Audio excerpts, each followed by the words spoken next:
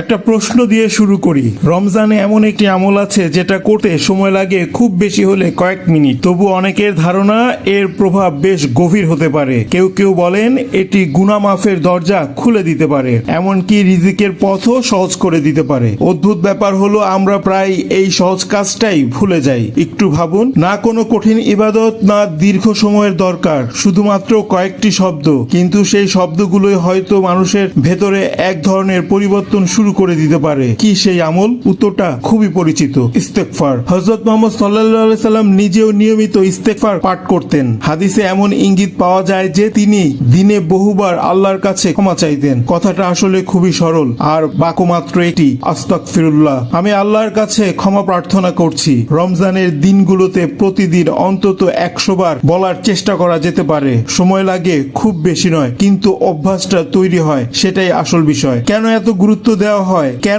গুরুত্ব দেওয়া হয়? এই ইস্তেগফারকে? কিছু আলেম মনে করেন নিয়মিত ইস্তেগফার মানুষের অন্তরকে নরম করে, পাপের ভার কমানোর একটি পথ হতে পারে, এমন ধারণাও প্রচলিত আছে। আর কোরআন শরীফের বিভিন্ন আয়াতের আলোচনায় অনেকেই উল্লেখ করেন ইস্তেগফার কখনো কখনো রিজিকের প্রসারতার সাথে সম্পর্কিত বলে বোঝা যায়। ছোট একটি আমল, কিন্তু যার প্রভাব ঠিক কত দূরে যেতে পারে সেটা হয়তো আমরা সবসময় বুঝে উঠতে পারি না। আজ থেকে চেষ্টা করে দেখতে পারেন রমজানের প্রতিদিন শুধুমাত্র 100 বার আস্তাগফিরুল্লাহ। আর যদি রমজানের আরো এমন আমল, দোয়া এবং ইসলামের স্মরণীয় বিষয় জানতে চান, তাহলে ভিডিওটি লাইক করুন, চ্যানেলটি সাবস্ক্রাইব করুন, কমেন্টে লিখে জানান আস্তাগফিরুল্লাহ। কখনো কখনো একটি ছোট স্মরণই মানুষের বড় পরিবর্তনের সূচনা হতে পারে।